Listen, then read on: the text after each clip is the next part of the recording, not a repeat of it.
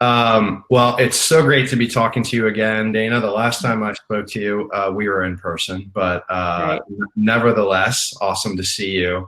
I already introduced your role as I recapped the knowledge-driven culture stuff, but could we maybe start by you giving us an overview, starting with the company of Shopify? I mean, I would be willing to bet that every single person watching today has used Shopify, whether they realize it or not. But can you share more about the company and what you guys are up to?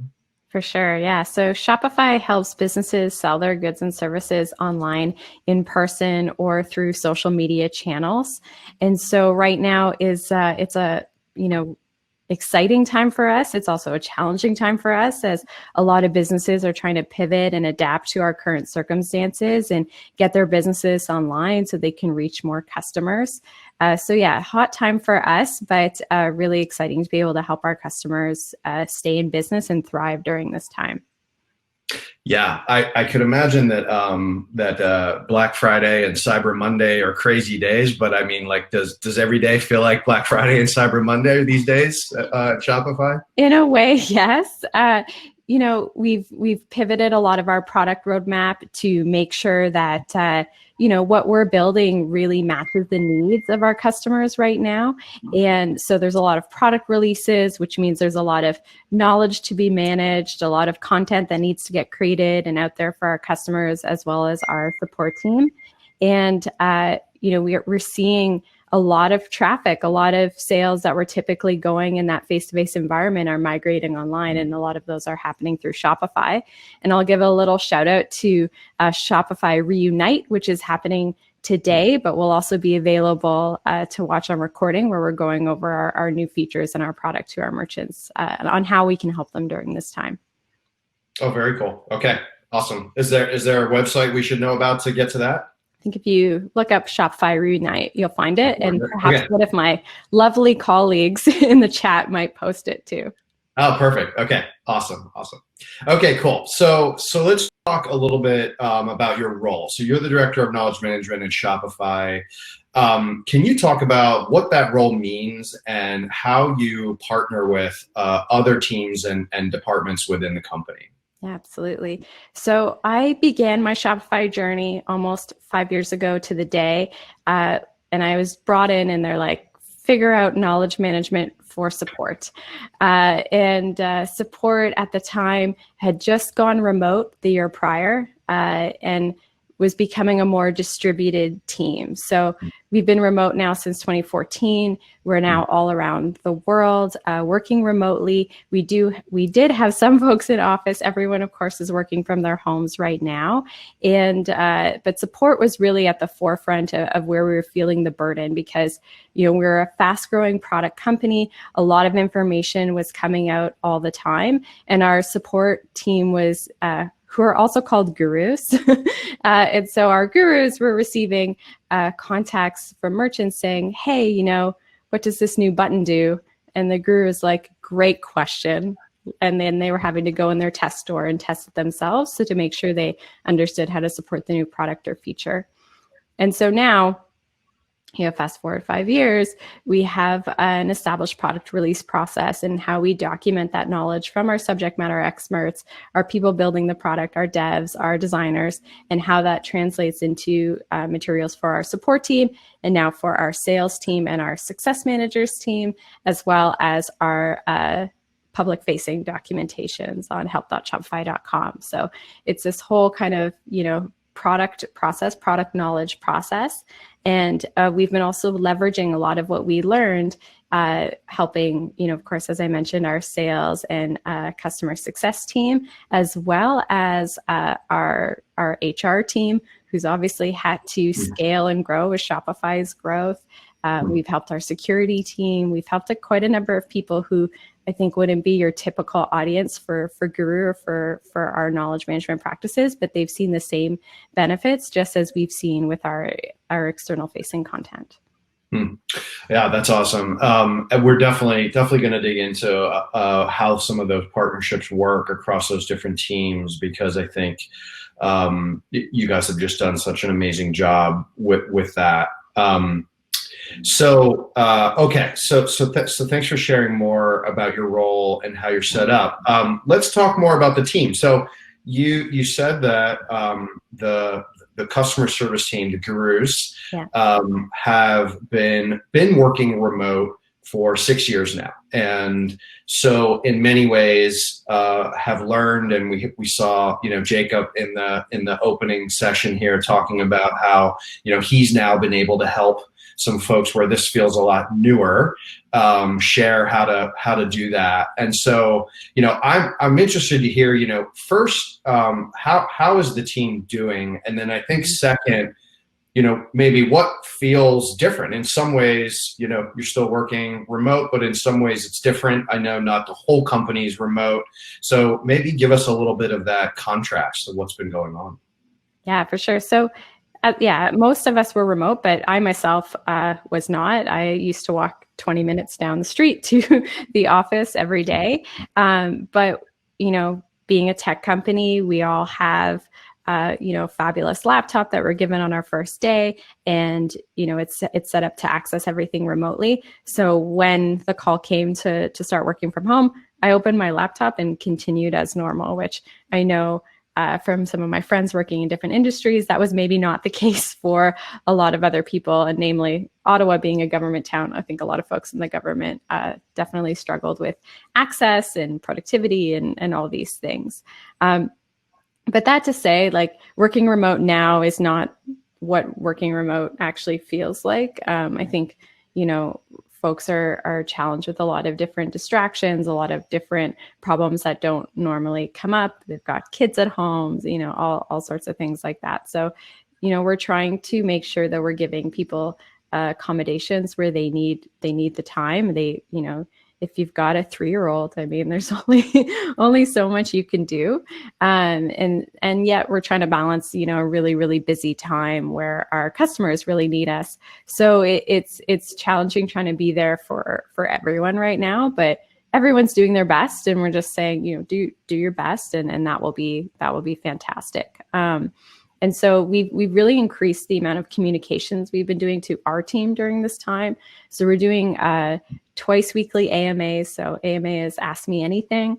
And then what our wonderful knowledge management team is doing is kind of sweeping up afterwards and pulling the key, answers to common questions and making those available in a document afterwards. So that if you missed the broadcast, or if you didn't get a chance to hear the answer you needed, you can at least find it, so that information's not lost. And that's open to the whole company. Anyone can participate in the AMA.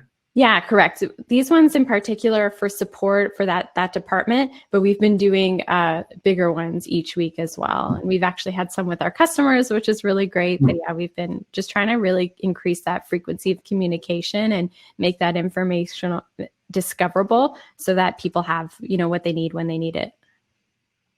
Yeah, that's awesome. That's a great idea. Yeah, the kids situation, we have lots of folks at Guru who are happy to get a uninterrupted 15 minutes of work during the day, and it is really hard. And great to hear the team's so focused on empathy at Shopify, which is something I've noticed for many years in working with you. Great. Well, let's jump in. I mean, on the point of I think what will come through a bit here as we talk is the fact that the team has operated in a remote context for 6 years, I think has in so many companies, when that experienced remote work environment is in place, so much of what we're about to talk about around being a knowledge-driven culture, in many ways can feel natural. And for those of us where it's newer, it can feel different. And so what I'd love to do now is kind of break down those 4 pillars that I was talking about. The the four pillars that we've seen sort of demonstrated across these different companies, and how you kind of think about these at Shopify. So let's jump in. And so we're going to start with the first one, which is around creation and maintenance. And again, this is sort of a commitment as a company, which obviously Shopify, I think, shines in all four of these pillars, but a commitment as a company to capture and create knowledge. And so, you were alluding a little bit to this with the nature of the speed at which you're building and releasing product is one of the things that was sort of started the Dana go figure out knowledge management quest. But if you kind of fast forward today, if I were to join Shopify today, how would it become clear to me that creation and maintenance of knowledge is really important here at this company? Yeah, that's a great question. So throughout our onboarding, especially in support, we emphasize, how we use Guru, how you find information in Guru, and, how you don't need to know everything, but you do need to know how to look for it is kind of critical to being resourceful and to being able to do your job well. And there's a lot of culture values at Shopify that play nicely with knowledge management. On one of my first interviews in the office, I walked by a poster that said, "Do things, tell people." And when I saw that, I was like, okay, I think knowledge management can work here. And since then, we've really worked on our culture values to make sure that they emphasize things that are important to us, and knowledge is central to that. So one in particular is be a continuous learner. And so there's a big emphasis on, always be mastering your craft, always be learning, always be leveling up so that, you're kind of keeping pace with the way the world's changing, the way our customers' needs are changing, the way Shopify is changing. And that, I think, demonstrates the need to document and share your knowledge so you're teaching others, and also be a consumer of that knowledge. And we know that when people are creating and sharing their knowledge, they're much more likely to be using it in the system as well. So it's a really nice kind of like ongoing wheel of knowledge sharing and usage. And we have a few other culture values that emphasize this, like build for the long term, I think is a really good one, because it means a lot of things, but the way I see it tied to knowledge is, we need to know why we did this in 5 years' time. We need to understand why we made these decisions, what led us down this path, what were the mistakes we made that we don't want to repeat. And so that can be really helpful when we're talking about knowledge management and why we want to invest in documenting and sharing. That's great. Yeah, I mean, just to double click on one of the things you said there, which I love, which is like, by having people contribute knowledge, they also tend to use it more. That idea, and I mean, to be real specific there, and this is definitely one of those more not something that we see everybody do, and some folks even have a reaction to this. But I mean, you encourage every single we'll call customer service team member. Again, they're called gurus, not related to this guru. You encourage all of them to create knowledge. You have every single user of Guru as an author. And so can you talk about why you do that? And then how do you sort of turn that ingestion of knowledge into, what's kind of your workflow about how you take that information and then decide what you want to capture and verify and things like that? Yeah, for sure. So it was really important to us that everyone be able to create content in the system and be able to share their knowledge. And there's two reasons, right? One was, we want to benefit from the learning by experience that our team is having in helping all of our customers.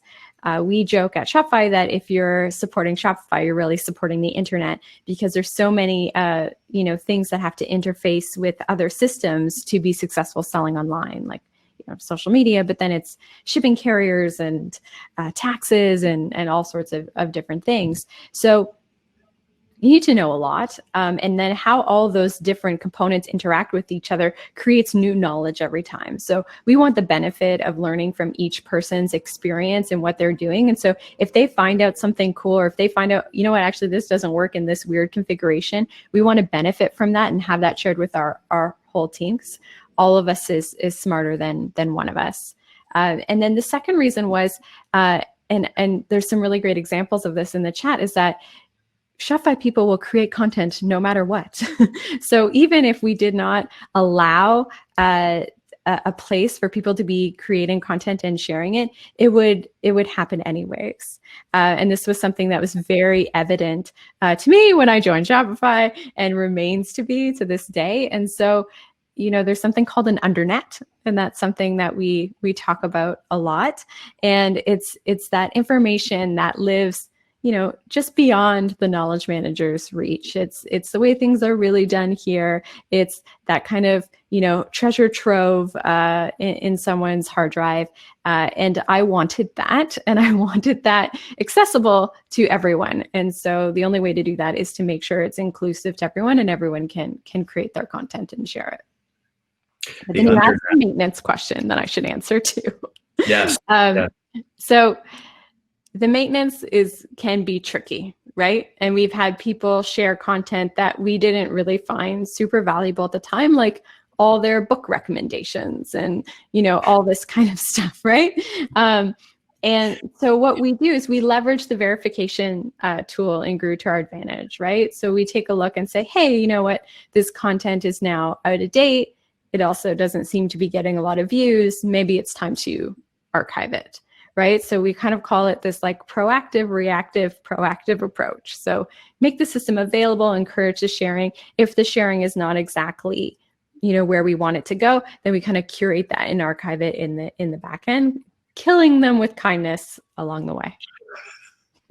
Yes, thanking them for their contribution. But I mean, yeah, I've heard you talk about the undernet before, and I'm either you invented that term, but definitely the first time I've ever heard it is from you.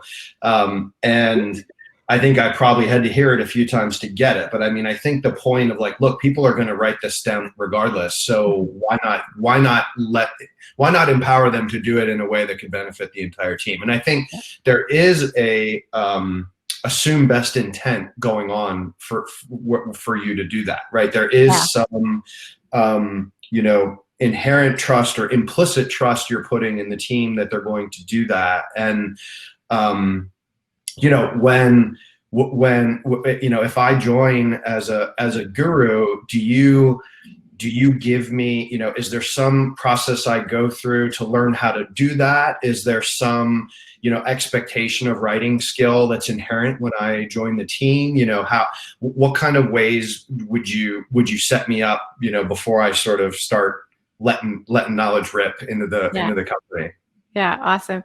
Yeah. We really open it up, right? But we have a style guide, we have best practices. And when people come into the system, they'll see that the content has been written in a certain way, it's structured in a certain way, tagged, all those good things. And so I think that because we're kind of opening it up with that trust, and actually it was a good call that you made. Assume positive intent is one of our kind of culture values, our rules of engagement actually is what we call it. Yeah. And so, because we're assuming positive intent, because people come in and they see how it works and they see why it benefits them, then they want to kind of follow along. They want to build those guidelines. They ask us for help. It's not too much of a burden on us to kind of work with those keeners to make sure that they're kind of directed in the right way. But often people, they follow along, or they even ask, they're like, hey, how do I write this better or make this look better, and those things. It's awesome. Yeah, it's great. I just, final thing, I could talk about it for a while, but is you're inherently making everyone on the team part of the solution, right? I think instead of sort of this like, oh, we'll throw it up over the wall and someone else will deal with turning this into knowledge, you're saying like, no, we all play a role in this happening. And I think what amazes me is like, it's one thing to do something like this when you've got, hundreds of employees, but you are thousands of employees. You have team members all over the world, and you managed to do this in such a great way. So I think it's awesome. So on continuous improvement and learning, now we were talking a little bit about this when we were talking about maintenance and the notion of verification and how verification triggers this review of both accuracy and are people actually using the stuff? Because if not, let's tidy up. But learning is also another value of the company. And could you share some ways as a team that you're looking at? This one's all about what are ways we're doing to understand the effectiveness of the knowledge we're providing out to the employees, measuring its efficacy, and also just getting feedback. What are some of the ways you do that at Shopify? Yeah, for sure. So that is something that we do monitor. There's a few metrics that we look at that might be interesting. So we look at the number of activity, how much activity there is in Guru in relation to our incoming interactions, and we look at a percentage there. So when we began our KM efforts 5 years ago, we were around 10%. Knowledge use per interactions, which is, I think, pretty low. And then over the years, as we've improved the content, we've improved the tooling, we've improved, tagging system, all that kind of stuff, we've seen that frequency of use improve to now it's hovers around 60%, but there's sometimes some peaks to that. And so that's really good because it shows me that people are using the knowledge tool. It is useful to them, but they're not using it 100% of the time, right? Like they are retaining the information that they're learning. They are leveraging that and using it when they need to, but also able to answer interactions on their own. So that's one important ratio for us. One of the other ones we look at is how much content's being created by our KM team versus our external kind of subject matter experts that are in the other teams that we work with. Because if we're the ones only creating that content, despite the fact that everyone has access to do so, then that's a very heavily creation on us, and we don't have good adoption of our overall kind of knowledge sharing strategy. So the vast majority of our content's created outside our team, maintained outside our team with us as the curators, and sometimes the pokers of like, hey, please update your content or verify it. But in general, we have that balance. And then we're also doing some employee engagement research right now. Unfortunately, I don't have the results yet. The survey just closed on Friday, but one of the questions was, do you have enough time to look at all of your, the knowledge you need to do your job. And that's something that I am concerned about, especially in our recent weeks, as we've increased the frequency of product releases, increased all the knowledge our team needs to know. That's something I'm going to be watching really closely, because if you create all the content, but folks don't have time to ingest it, then you're not going to get that value. So that time one, I think, is one of our next frontiers to look at.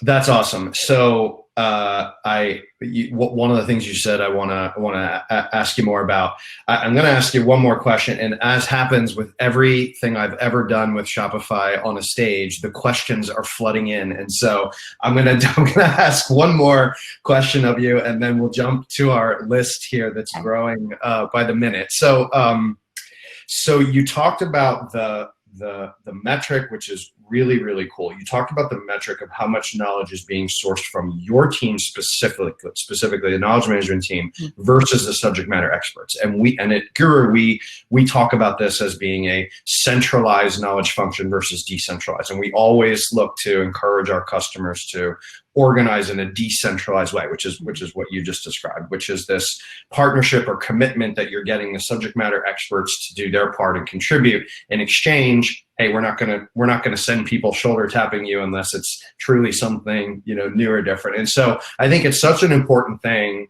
Can you talk about, and this is the third pillar, right? So this is getting into the idea of people, process, and measurement. And you organize and actually measure this, but just starting with this partnership, when you're sitting down with different subject matter experts, how does that conversation go? How are you structuring that for them to be set up to, commit effectively to doing their part of contributing knowledge for you? And it sounds like you have to you called it poking every once in a while, but how does it kind of come together? Yeah, for sure. I mean, getting people to commit that time can be challenging. I have given a few different talks about this at some of our internal events over the years to kind of, drum up that hey, future you will be so happy that you wrote this content today because you're getting less questions. And then everyone started sending me EWE, sheep during my during my talk. But that means they were listening. Exactly. So that's good. But yeah, so, it's definitely a conversation. We try to focus on the benefits, what's in it for them. And we go where there's momentum, right? So there are folks who, it's a calling, you're drawn to it, you want to share your knowledge. And so we go with those folks where we have that momentum, and then we can leverage that as like, hey, look, this person has shared it. Look at how much being used, how much people like it. Don't you want to do that too? And just kind of build it that way. That's definitely been a useful strategy for us. But I find that, there's kind of that tipping point where people are like, oh my gosh, I'm overwhelmed with questions in Slack. I'm having to explain the same thing over and over again. This is, draining for me. And so that's when you get them, because at that point in time, they have a problem to solve, and you can show them how documenting their knowledge and sharing it will help them solve that problem. Yeah. That totally makes sense. I think if you can connect that pain to the promised land, the future you, I love that. Cool. Okay. Well, we've got a bunch of questions, so I'm going to jump in here, and they have been voted based on popularity. So we'll take them from the top. So Dana, how do you ensure that the knowledge stays up to date and consistent if you have multiple knowledge managers handling different areas? Yeah, for sure. So, we do leverage that trust score in Guru, and we take a look at it and see, where are the gaps, where has the trust score dipped, and we reach out to those subject matter experts. We also leverage groups a lot. So we have different groups that look after different parts of the collection so that we know who to speak to about that content. Got it. Awesome. Okay, so as an org that's been using Guru for years, what are some early mistakes Shopify's support made that a new user could avoid? Great question. So one of our first ones was we were migrating from an internal, like, homegrown system that had a very different setup than Guru. And that system search was so poor that the preference was to create these really, really long pages so that you could Command F through the page and find the content that way, because Command F was better than the search. And so we took those really, really long pages and moved them into Guru in a lot of cases. And so that didn't really work with the way Guru search worked, the way the cards and the structure, like the board card structure, could be leveraged. And so that made finding information in those big, long cards really difficult. So that's something I would definitely do differently, is structure the content to fit it, to leverage Guru's structure properly, rather than just taking what you had in your previous system and like shoving it into Guru. And then the other thing is we redid our tagging a few times and are always kind of tweaking it. And I think that that's normal. So I would expect, I would say to, in your plan, build in like a tag tweak time, so that after you've launched, people are searching, find out what they're having a hard time with, and then make sure that you're going back and updating those tags. And one last thing, make sure you teach people how to search using tags.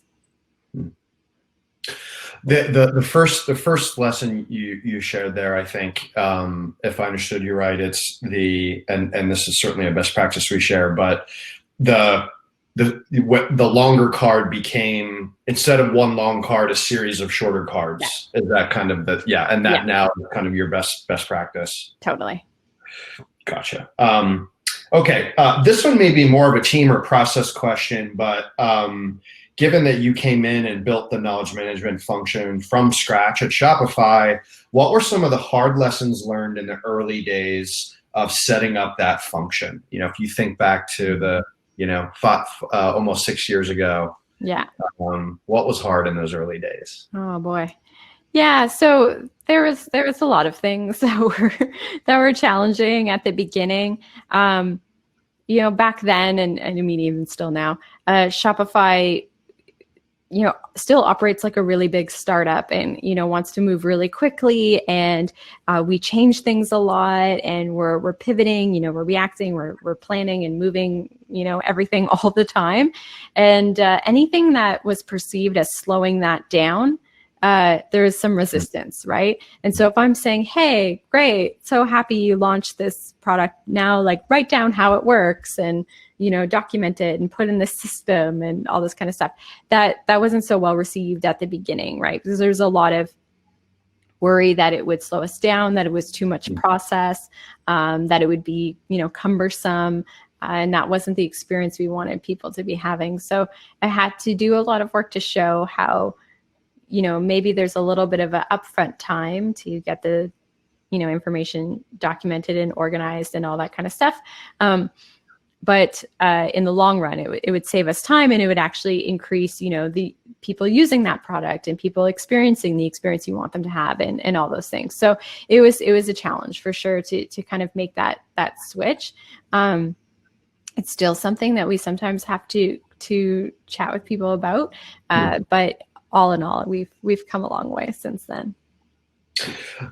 Related to this, were there managers or leaders at Shopify who've been resistant to the knowledge management efforts you've led? How did you build and sustain buy-in? Yeah, great question. So there was definitely resistance, even from my own leadership. And this is a really funny question that we get a lot, and that we talk about. So, my chief support officer will say in AMAs and things like that, like, well, Dana convinced me that we have to do it this way or whatnot. And it was interesting because we would often have conversations where we were saying the same thing but using different words. And after, really long, drawn out conversations, we would realize we wanted the same things. We just had very different ways of describing it and possibly different ways of getting there. But the outcomes were the same. And now we get to aggressively agree with each other rather than argue, right? So I think it was really understanding what that other person was cared about, what they were worried about, and working with that and leveraging that in what I was pitching. And I would say, it's a marathon, not a sprint, especially when knowledge management can be a culture shift. And for Shopify, even though we had so many wonderful elements of our culture that supported knowledge management, there were still things that needed to shift, and those things can take time. And so thinking in kind of bite-sized chunks and iterating and focusing on some small wins that then turned into big wins, that's how we made it to where we are today. And didn't, there were many stumbles and many challenges, but the small wins over time grew into really big wins. Yeah, that I think that this topic, I think maybe even more than others, can have a boil the ocean kind of pressure, because you think, oh well, if I don't put all the knowledge that the person needs into a system, then they're not going to really rely on it. And it sounds like you've still been able to tackle it in an iterative approach.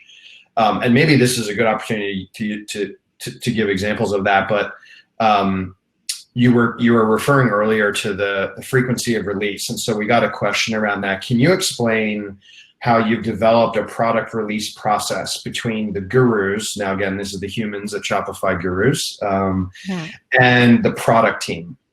For sure, yeah. So we have a team called the Product Support Network, and there are members of the Product Support Network who embed with our product teams to understand what's coming down the pipeline, what is changing, how will this product or feature be used, and they create something called a care package. And in that care package, it includes a lot of different things about the product or feature, what's going to change, what it's dependent on, all those things.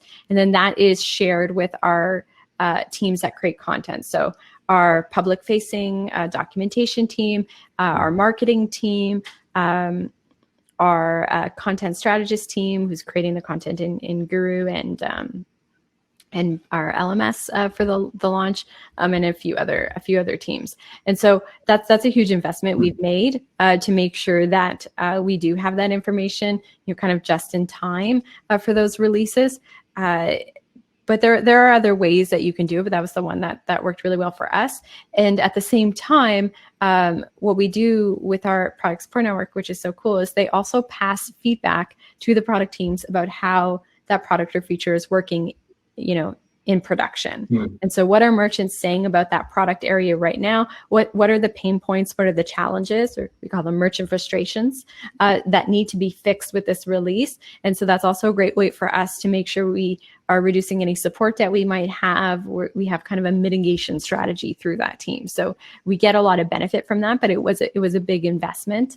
And I was very lucky that our senior leaders bought into that at the beginning. That's awesome. I mean, and if you set aside the humans, if your company's not at the size where you have at the scale that Shopify is operating at, this idea of the care package and how this team's creating this output of a care package that isn't even meant for your end customer yet. This is what goes to, if I heard you right, marketing team to produce sales assets, your help center team to write help center documentation that's for your customers, your content strategy team, which is writing internal knowledge for your in Guru, your learning team, which is creating courses and LMSs.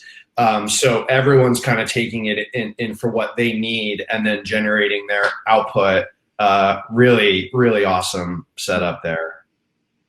Was that all accurate? By the way, you're 100%. Yeah. Yeah. Okay. Yeah, that's really awesome. Yeah. Okay.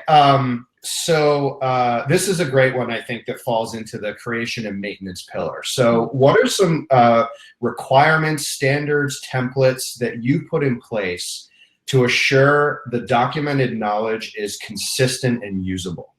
You talked about a style guide as one example earlier. What are some of the things you're doing there? Yeah, we do have a style guide, and that's, it's documented in Guru. It's accessible through Guru.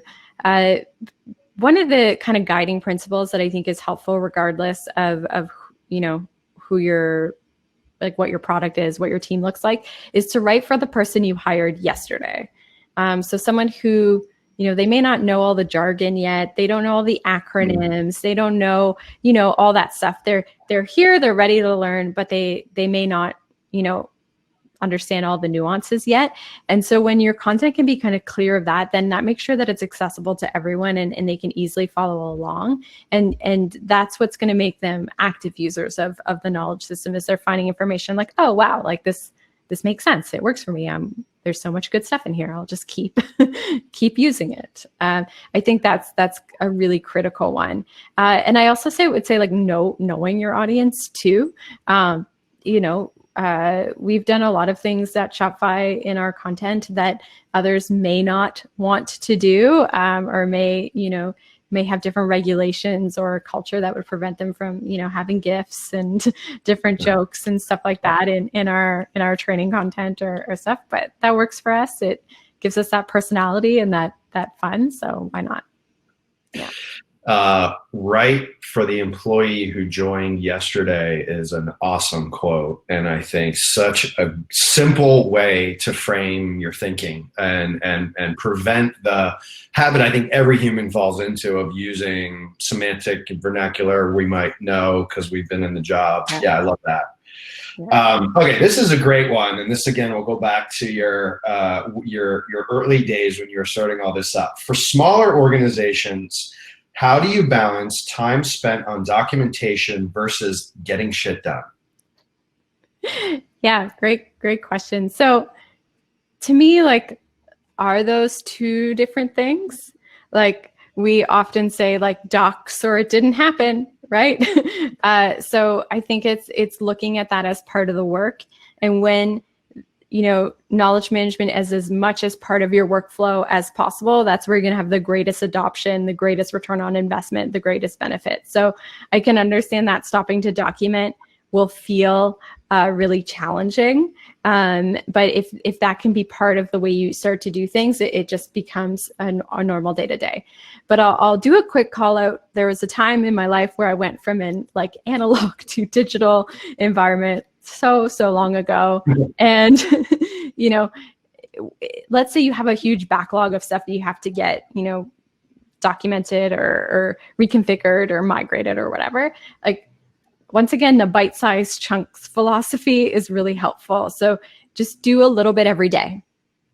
I used to start my day by writing 5 wiki articles from our analog training book into our online system. And just every day, that was how I started the day. And I just did that. And then it got done. I was a 1-person KM team, like way back in the day. And it was just those little bite-sized chunks that made the progress. So that would also be my recommendation. I love that, breaking it down so it doesn't feel quite so like such a mountain climb. Okay, and then we've got lots more questions, but we've got time for just one more. So I think this is a good one that is on the top of a lot of folks' minds, and we talked a little bit about it around getting subject matter experts to create, but can you share a little bit more how Shopify incentivizes knowledge creation? And again, this would be the, outside of your team where it is your focus to make sure this happens. How do you incentivize knowledge creation?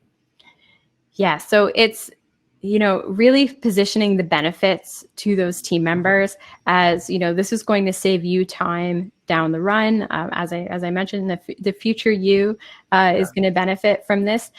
There's also a really good team element to this too, right? Your team is going to benefit. The people that work alongside you are going to benefit. So there's some good like community building, things like that.